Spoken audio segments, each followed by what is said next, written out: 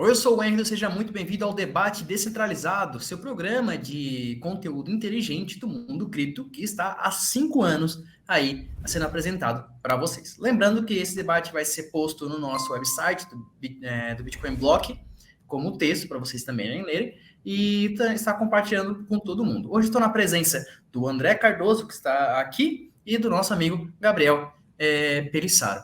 Se eu pronunciei errado, vocês me corrigem, pessoal, pelo amor de Deus. Certinho. Então, vamos tudo certinho? Então tá. Seguindo a nossa linha do tempo, nós vamos hoje. Deixa eu ver se a nossa linha do tempo aqui. Nós vamos estar comentando hoje sobre. Aqui.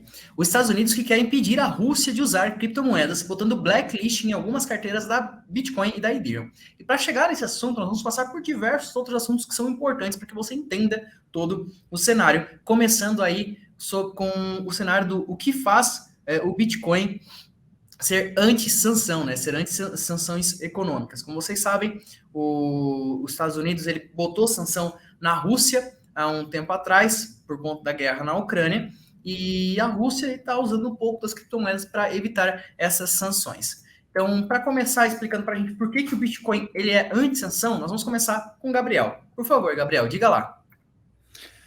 Então, Henrido, eu acredito, cara, que a visão... E beleza aí, pessoal, tranquilo? Me apresentando aí, Gabriel Pelissaro. Valeu pelo convite, primeiramente, né? Assim, eu vejo, cara, que o Bitcoin ele é anti-sanção porque o Estado não tem controle sobre ele. Esse é o primeiro ponto. Você até consegue monitorar as carteiras, e hoje tem empresas que se dedicam a isso, inclusive aos usuários. Não me assustaria ver daqui a alguns anos isso se popularizando cada vez mais, com empresas se especializando em monitorar essas carteiras e vendendo esses serviços para estados, municípios, enfim, para monitorar os cidadãos. Mas a grande jogada é que, mesmo com todo esse monitoramento e etc., você ainda tem um grande trunfo, que o Estado pode ver o que você está fazendo, mas ele não consegue impedir de você fazer nada. Então, vamos lá. A Rússia está sob sanções, então você está proibido de transacionar com a Rússia usando criptomoedas. Beleza. Você pode ter até um monitoramento, você pode ir atrás da empresa que está fazendo isso, do cidadão que está fazendo isso, punir ele por fazer isso, mas você não pode parar ele de fazer isso. Porque, diferente de um Pix, por exemplo, onde o Estado tem controle e ele pode travar suas transações, ou um banco, né, onde ele pode bater na porta do banco e fechar sua conta bancária, onde você não consegue mais transacionar, se você negocia via rede P2P de Bitcoin, por exemplo, você não vai conseguir impedir com que essa transação P2P seja executada. Então, eu acredito que o grande trunfo do Bitcoin contra essas sanções é essa. Aí a gente poderia entrar até nas moedas privadas, né? Zcash e tal, aí, na continuidade. Muito comentado. André Cardoso, por que o Bitcoin é anti-sanções econômicas? O Gabriel foi perfeito na explicação dele aí. Realmente, assim, você não consegue impedir o Bitcoin, você consegue tentar impedir alguns intermediários para travar o Bitcoin. Então, você vai conseguir filtrar quais são as carteiras que estão mandando para carteiras com IP na Rússia e, de repente, os serviços de internet ele vai conseguir censurar de alguma forma. Mas o Bitcoin em si, e essa é a grande questão do Bitcoin, a essência do Bitcoin, não tem como ser censurado. O Bitcoin nasceu para isso, ele nasceu para ser descentralizado e não ter ninguém que o controle. Então, não tem como impedir, foi como o Gabriel falou, se alguém quiser realmente fazer de uma forma que não passe por algum filtro de intermediários, não tem como travar o Bitcoin. Você pode mandar para a Rússia a qualquer momento, usando inclusive algumas máscaras, algum tipo de serviço que você mude o seu IP para outro país, né? Então é muito difícil até combater os intermediários, mas combater diretamente o Bitcoin é impossível. Tá? Até porque ele é uma rede hoje muito realmente distribuída e cada node dele, cada nó que processa o Bitcoin, ele está totalmente espalhado pelo mundo inteiro, sendo impossível de alguém tentar controlar o Bitcoin. Então, a essência é essa, né? O Bitcoin nasceu para isso. Bom, na história do Bitcoin, muito se argumentava que ele servia apenas como especulação financeira. Então, a ideia era só ganhar o preço e não tinha outra utilidade. Mas, seguindo a nossa linha do tempo, e aí falando sobre o segundo passo, nós temos a crise financeira em Chipre, onde o governo resolveu congelar muitas contas bancárias, por sinal, e os usuários começaram a utilizar o Bitcoin. Se não me falha a memória, esse foi um dos primeiros booms do Bitcoin.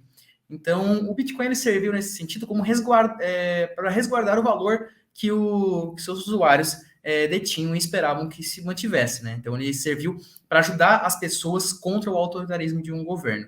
Queria que vocês comentassem um pouco mais sobre isso, sobre essa função dual do Bitcoin, que é também a questão da segurança e como ele impede que os governos acabem impondo coisas a nós. Vou começar com você, André, por favor.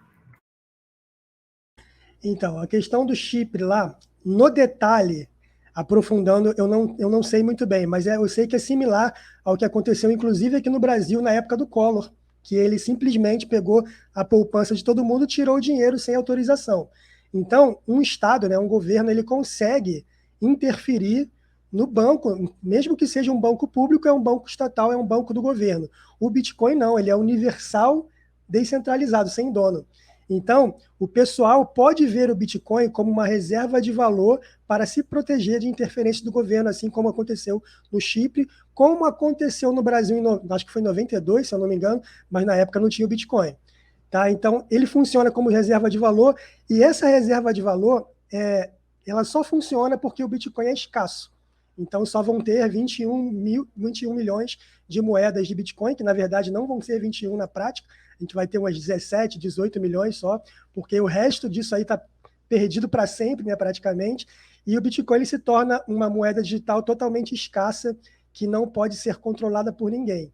Então, se você tem um ativo que ele é escasso, que ele é usado no mundo inteiro, ele nunca vai ser inflacionário, ele nunca vai ter, a gente não vai poder imprimir Bitcoin nunca. Assim como agora no Covid, os Estados Unidos imprimiu trilhões de dólares, né? Mas o Bitcoin não dá para fazer isso. Então, se você tem um ativo que é escasso, utilizado no mundo todo, você pode usar ele como reserva de valor. Inclusive, eu acho que essa é um uso que realmente pode ser mais abrangido no futuro, né? Por enquanto, ele ainda é muito usado como especulação, como trade, como negociações, mas eu acho que como reserva de valor ele pode funcionar, inclusive, como ouro digital. Como o ouro funciona hoje, né? Já funcionou mais quando ele é atrelado ao dólar, mas não é mais atrelado. Mas como o ouro é hoje, o Bitcoin pode ser futuramente como moeda digital, como ouro digital. Muito bem comentado, né? E você, Gabriel, o que você acha dessa questão da crise financeira de Chipre, das pessoas migrando ao Bitcoin pela funcionalidade dele de salvaguardar os recursos monetários das pessoas? Acho que o André apontou muito bem ali as questões. E a grande jogada um ponto que o André até levantou dessa questão do Collor é que o governo ele não consegue botar as mãos nos seus bitcoins. Nos Estados Unidos, já teve um momento, cara, se não me falha, posso falar bobeira, ou na Primeira ou na Segunda Guerra Mundial, que o governo ele conseguiu confiscar ouro das pessoas, tá?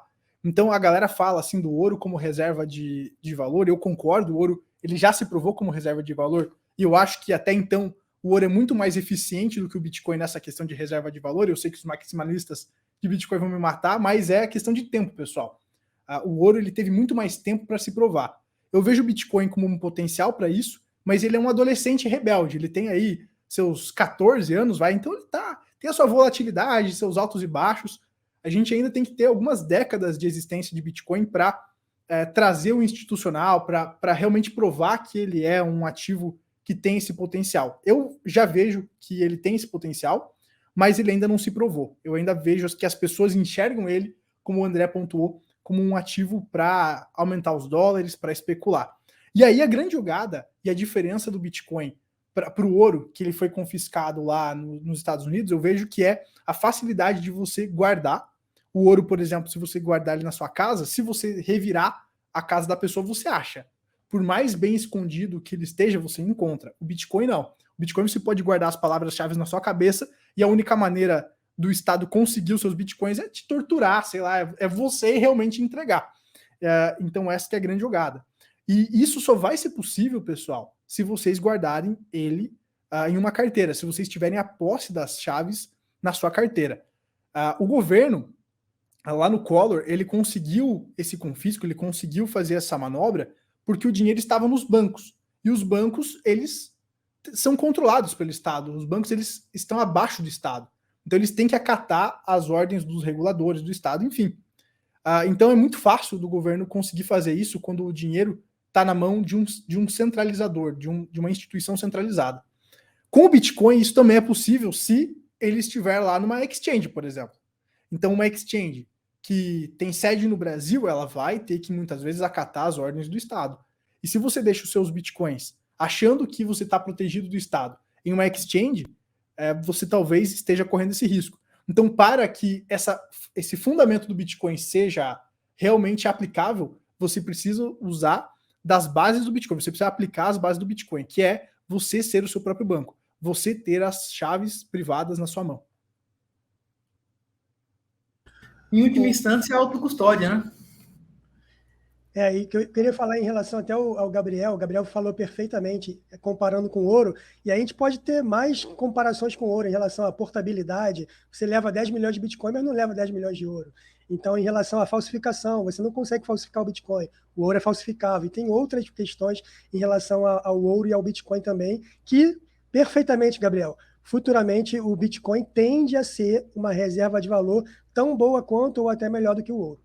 Hoje, André, o que ferra, eu vejo o Bitcoin é a questão. Primeiro, ele é muito novo, as pessoas talvez ainda não entenderam ou não acreditam, né, nesse potencial, é só o tempo que vai mudar isso, mas a grande jogada é que a correlação, cara, o que me deixa muito preocupado assim, é a correlação do Bitcoin com o S&P, por exemplo. Se você pegar indicadores, você vê claramente que enquanto o mercado está otimista, eufórico, você vai ver uma alta no preço do Bitcoin, por exemplo. O mercado tradicional começa a corrigir, principalmente a questão de tecnologia, empresas de tecnologia, startups, que é vista como ativos growth, ativos de risco. Conforme esses ativos vão corrigindo, o Bitcoin vai corrigindo também. Então, hoje ainda existe uma correlação muito grande do Bitcoin com o mercado tradicional ainda. Ele não se descolou. Eu acredito que no momento que as pessoas entenderem o fundamento, e elas só vão entender, desculpa o termo, mas quando a água bater na bunda, aí sim é que ele vai se descolar e aí ele vai ser visto como ativo de reserva de valor. E essa questão, como a água bater na bunda, de repente a gente pode falar como uma possível grande crise do dólar. Quando o dólar der ruim mesmo e o mercado financeiro quebrar de uma forma, o Bitcoin vai junto até o momento que ele não pode ir mais junto e para de cair, né? Porque tem a limitação de custo de mineração e tal. E aí você não pode pressupor que o Bitcoin vai morrer porque não tem mais minerador. Porque quanto mais diminui o minerador, aí diminui a dificuldade, então aumenta o incentivo para o pessoal minerar o Bitcoin e por aí vai. Ele vai se equilibrar sozinho. Ele automaticamente, naturalmente, se equilibra sozinho. Então, se por um acaso tivesse uma grande crise financeira do dólar, e o dólar quebrasse porque realmente está super inflacionado, imprimiram trilhões e trilhões e trilhões, o Bitcoin ia cair junto até o momento que ele ia parar de cair e o dólar ia continuar caindo. Aí, de repente, isso aí seria o descolar do Bitcoin com o mercado financeiro. Mas tomara que não, né, cara? Porque essa crise do dólar seria uma coisa muito ruim para todo mundo, né? Enfim, mas vamos ver o que vai acontecer aí. É muito bem comentado, né? E para algumas pessoas a água já está batendo lá, que é no caso da Venezuela, né? Então tem um caso de que as pessoas só percebem quando bateu e tem um caso que as pessoas já estão percebendo que já está batendo. Porque na Venezuela, pelo menos em 2017, 2018, eu me lembro muito bem, tinha-se notícias de pessoas dizendo o seguinte: olha, minha família hoje só tem uma boa qualidade de vida graças ao fato de eu poder transferir Bitcoin para eles lá na Venezuela, eles poderem fazer as compras, né? Então, a pergunta que fica, e começando pelo Gabriel, é como o Bitcoin pode ajudar a esses países autoritários? Olha, eu acho que esses países, eles precisam primeiro deixar de ser autoritários, se eles quiserem ajuda, né? Eu acho que o Bitcoin ele vai ajudar as pessoas a contingenciar esse autoritarismo. Mas para o país se beneficiar disso, eu acredito que... Bom, vamos lá, pega a Venezuela. A Venezuela, cara, eu acho que assim, eles já sacaram a importância do Bitcoin. Por exemplo, a Venezuela, cara, em 2020, eu lembro disso, não sei se ainda acontece, ela colocou os milico da Venezuela para minerar Bitcoin. Então, a própria Venezuela tem mineradoras de Bitcoin, e eu acredito que, por conta dessa crise do dólar, que em algum momento vai acontecer, é cíclico, a gente vai ver alguma outra moeda, a gente pode voltar para o ouro, ou, enfim, um outro ativo, sendo a reserva global. Hoje o dólar é a reserva global, não faz sentido o dólar ser a reserva global se você for parar para pensar monetariamente falando. Você tem, claro, poderio militar, que dá um medinho na galera, mas é muito injusto para os países que seguram essa moeda, porque ela vai perdendo valor, a sua reserva vai se dilapidando, e quem se beneficia disso tudo é apenas os Estados Unidos. E a Venezuela, fazendo reservas, por exemplo, em ouro e em Bitcoin, ela pode sair na frente em um momento, por exemplo, que o dólar vá para as cucuias. O Brasil, por exemplo, ele tem uma reserva muito grande em dólares. Então, nesse cenário, o Brasil iria se prejudicar e a Venezuela, tendo estoques de Bitcoin, ela poderia se beneficiar. Falando de população do varejo, a grande jogada das pessoas terem o Bitcoin é, primeiro, o governo não me permite comprar dólares para que eu possa transacionar ou para, enfim, fazer o meu comércio aqui. Cara, se tu ter o seu Bitcoin na mão, você vai conseguir fazer as transações e ninguém vai conseguir te impedir. Outra coisa, o Bitcoin tende a se valorizar no longo prazo. Então, nesse aspecto, você também vai estar protegendo seu capital e vai estar enriquecendo de certa forma, coisa que tendo lá o dinheiro colorido da Venezuela, você não vai conseguir isso. Então, acho que para as pessoas em geral, o Bitcoin ele traz muito benefício. Ele traz muitos benefícios nessa questão de governos autoritários, mas na questão de proteção mesmo, de você não ficar dependendo do papelzinho colorido, que só vai se depreciar. No caso da Venezuela, isso é bem nítido, né? É bem nítido mesmo, e a única forma de valorizar a moeda da Venezuela, eu sei porque eu vi uma reportagem disso, é tu pegar os papeizinhos e fazer um origami com ele. Aparentemente você consegue vender mais caro do que a quantidade de papel adicionado, a quantidade de papel adicionado lá. Eu achei isso incrível, né? Mas, André, como que o Bitcoin pode salvar aí pessoas da Venezuela com o seu sistema, que é o blockchain, né? A questão que o Gabriel colocou em relação ao governo autoritário, ela é totalmente prudente. Realmente, um governo autoritário ele vai fazer de tudo contra o povo. E aí o povo usar o Bitcoin já é uma forma de rebeldia, uma forma de resposta contra o autoritarismo. E o governo, não querendo isso, ele vai querer travar de todo jeito. Então, ele vai proibir os mercados de aceitarem Bitcoin, proibir os comércios, proibir tudo internamente de aceitar Bitcoin até o momento que ele não vai conseguir mais. Então, é uma guerra ruim, injusta, porque realmente, geralmente, o Estado é mais forte do que o povo, né? Até o momento que o povo se junta e começa a mudar a história do negócio ali. Mas, cara, como o Gabriel falou bem, para se proteger de uma superinflação, no caso da Venezuela, que a inflação nada mais é que a moeda deles perdendo valor, por conta que tem muita quantidade no mercado e não tem valor nenhum, porque ninguém quer aquela moeda. Para se proteger, tem que ir para algum tipo de ativo que seja escasso, que não tenha, que seja deflacionário, que é o caso do Bitcoin. O Bitcoin, como principal, como primeira moeda digital ali, ele se torna uma saída, uma válvula de escape para você proteger o seu patrimônio. Então, por exemplo, uma pessoa que tenha bens, que tenha dinheiro na Venezuela e queira proteger o seu capital, se ele consegue, de alguma forma, transformar esse capital em Bitcoin, ele, a longo prazo, teoricamente, está se protegendo. A gente fala sempre teoricamente, porque assim, eu sei, todos nós aqui sabemos que a longo prazo o Bitcoin tende a subir. Mas ainda tem um lance da confiança, mas será que vai subir mesmo? Você tem certeza que em 10 anos vai subir X%, 10%, 100%, 1000%?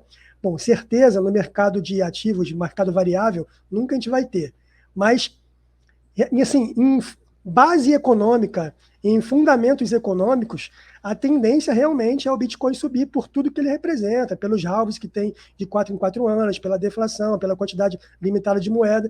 Então, para a pessoa, para o cidadão comum venezuelano querer proteger o patrimônio, se ele consegue transformar isso em Bitcoin e guardar, ele consegue proteger o patrimônio a longo prazo. O problema é agora, né? Tá doendo agora no bolso dele, o que ele vai fazer agora? Entendeu? Então, é uma proteção que não é urgente, que não é assim na mesma hora. O Bitcoin simplesmente não vai, de uma hora para outra, proteger um país que seja autoritário. Agora, o que a gente pode fazer é acompanhar o projeto piloto aí, que é El Salvador, né? Vamos ver daqui a uns 5, 10 anos como é que vai estar El Salvador em relação à primeira adoção oficial do Bitcoin. Vamos ver como é que acontece.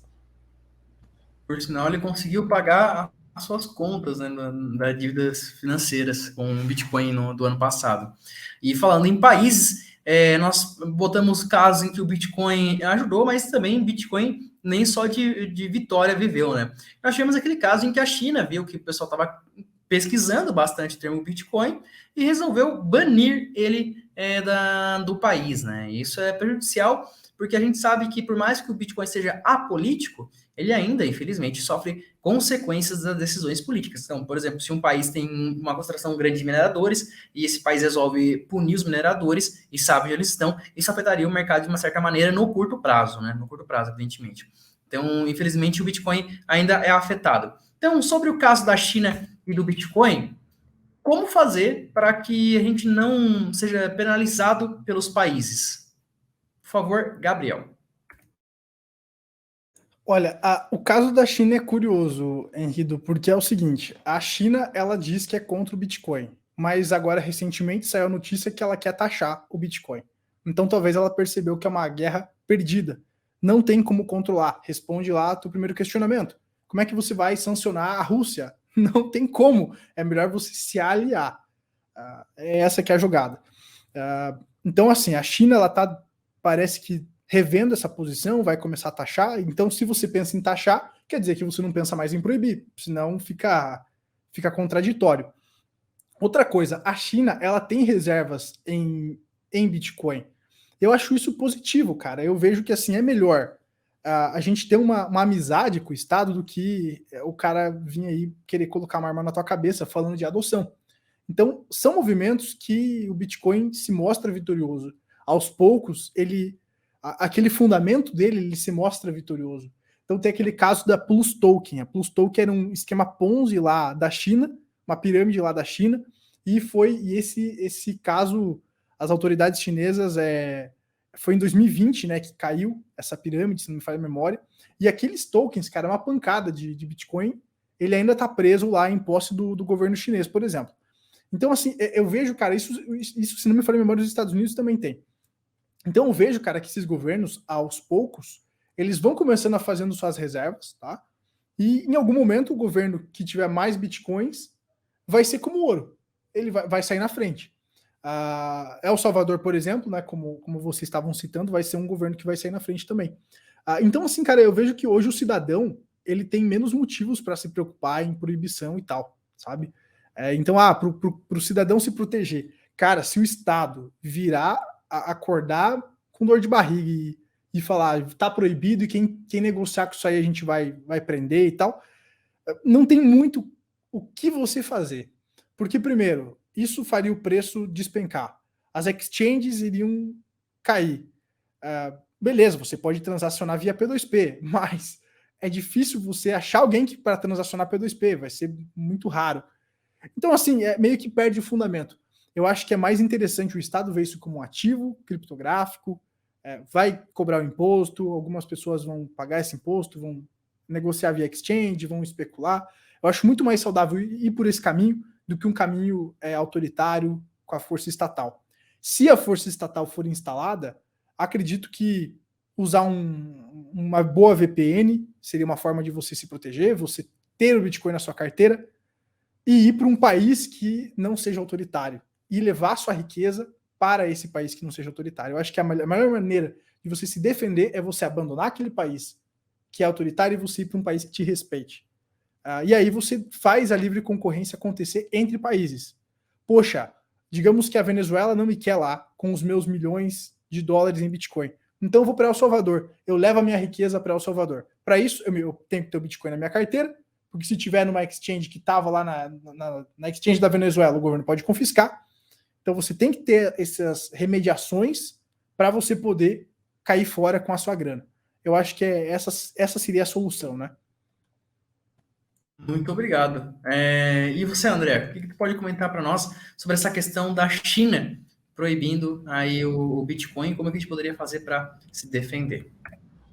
Então, eu comecei no mercado no final de 2016 e desde lá eu vejo a China contra, China a favor, China contra, China contra, China a favor, China contra, China a favor. Mais contra que a favor. Mas sempre está bloqueando, investindo, bloqueando, investindo. Aí investe em aplicações derivadas do Bitcoin, investe em aplicações na blockchain, por aí vai. Então tem que estar sempre contra e a favor. A questão é... Calma aí que os cachorros chegaram aqui. Perdão. A questão é o seguinte, se a gente entende que o Bitcoin ele é uma tecnologia, ou melhor, se a gente entende que o Bitcoin é uma evolução tecnológica, no fim, nessa briga sempre com o Estado, ou então com as grandes empresas, com a tecnologia, com o progresso, geralmente a tecnologia, historicamente, sempre vence. Então, vou dar um exemplo aqui. Quando surgiram os automóveis, os grandes donos de fazenda, grandes donos de cavalo e tal, foram contra. E até surgiu o automóvel, que era uma grande máquina que tinha 4 cavalos de potência, e por aí vai. Aí, quando surgiu a eletricidade, aí tem sempre aquele mercado contra.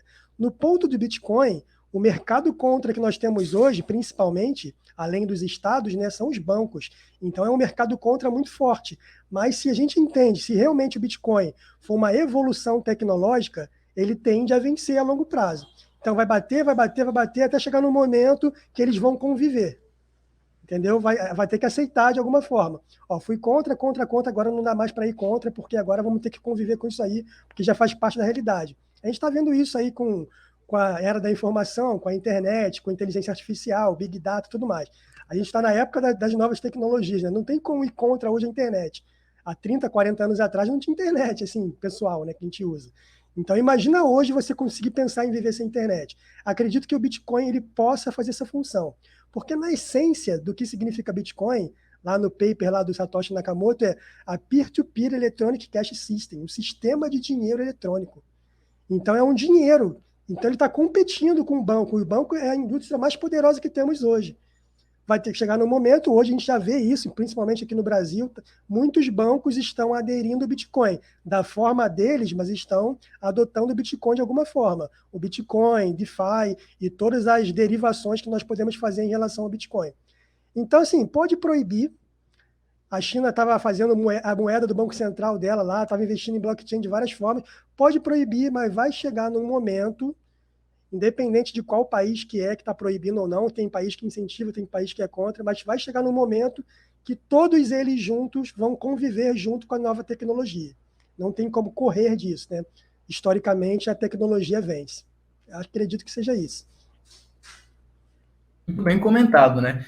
E todo esse argumento que nós fizemos foi para colocar o Bitcoin, o Estado, com certo antagonismo, mas, de certa maneira, o Estado agora precisando do Bitcoin em certos aspectos, e o Bitcoin tendo como necessidade, principalmente para instituições tradicionais, né, esse passe livre do Estado, para chegar no ponto final, que é a Rússia e o Bitcoin, porque tem uma coisa dual aí na Rússia do Bitcoin, que é o seguinte: elas estão aprovando a lei em favor do Bitcoin, mas não é uma lei que fornece aos cidadãos a utilização e compra do Bitcoin. É uma lei, e isso foi bem especificado, que é de uso internacional, ou seja, somente para a Rússia usufruir das tecnologias do Bitcoin e da Ethereum também, para poder, enfim, fugir das sanções. Dito tudo isso, por que será que países podem adotar para si contra outros países alguns sistemas, como neste caso o Bitcoin, e os cidadãos não? E se isso vai continuar sendo utilizado para a Rússia? Vou começar com você, André. Então, é o lance da tentativa de convivência. No caso da Rússia, em específico, tem o lance das sanções também, que a gente falou no começo da entrevista aqui, do debate. Então, o que acontece? A Rússia, por necessidade, porque ela foi bloqueada economicamente de vários lados por conta da guerra com a Ucrânia, por necessidade ela precisa de uma alternativa. E o Bitcoin, ele se apresenta como uma boa alternativa para a Rússia. Então a Rússia vai tentar utilizar isso. Só que a Rússia ela não quer liberar isso simplesmente para toda a população. Então ela vai fazer manobras, assim como todos os governos, tá? Cada um vai tentar fazer a sua lei, a sua regra de como lidar com o Bitcoin ou como lidar com as criptomoedas como um todo. Cada um vai fazer a sua manobra e ela vai fazer manobras para tentar controlar ao máximo uma coisa que, por essência, tende a ser não controlada, entendeu? Tende a ser que eu não posso controlar o Bitcoin, mas até o momento que eu puder, eu vou controlar, e nesse momento eu preciso do Bitcoin para fazer essa tal função. Então eles vão controlar, vocês podem utilizar o Bitcoin, mas dentro das minhas asas aqui, eu controlo tudo, se eu tiver que taxar, eu vou taxar, se não tiver, assim, você não vai ser taxado se usar aqui dentro da Rússia, e por aí vai. Eles querem controlar como que vai ser essa utilização dentro da Rússia, até o momento que se torne universal e não consigam mais controlar, entendeu? Então, cada país ele vai fazer o seu tipo de controle, vai fazer a sua manobra legislativa, né, de regulamentação, para tentar controlar de alguma forma, ou tentar, digamos a palavra pior aqui para o Estado, ou tentar taxar de alguma forma, tentar ganhar de alguma forma com isso. Como que nós vamos ganhar com isso, com essa nova tecnologia? Não posso simplesmente pegar o meu maior poder, que é o poder financeiro, o poder bancário, e entregar nas mãos do povo assim.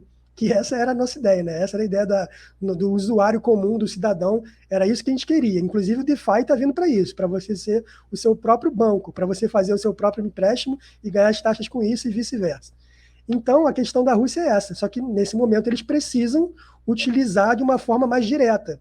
Ó, a gente está ferrado aqui com esse negócio das sanções, a Europa toda, Estados Unidos e os grandes países, as grandes potências estão me bloqueando economicamente, eu preciso de uma forma de utilizar. Vou utilizar o Bitcoin, é uma boa alternativa, mas eu não quero que o meu cidadão ele faça tudo o que puder com o Bitcoin. E mais ou menos isso. Muito bem comentado. Gabriel, essa questão da Rússia, né, usar o Bitcoin só para negociações internacionais e para os seus cidadãos não, e sobre essa favorabilidade ao Bitcoin para se safar das sanções. O que tu pode comentar para nós? Diga lá.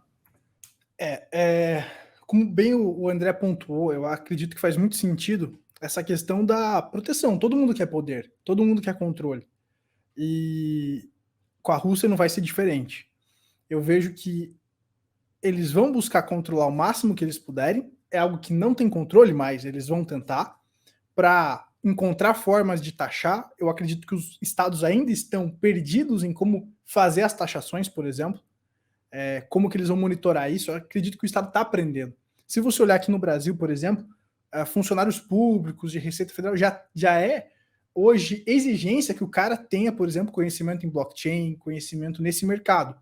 Então eles estão se aprimorando, eles estão se adaptando. Isso é positivo, na minha opinião, porque pelo menos eles não vão botar arma na tua cabeça. Se fosse pro lado da ignorância, seria muito pior.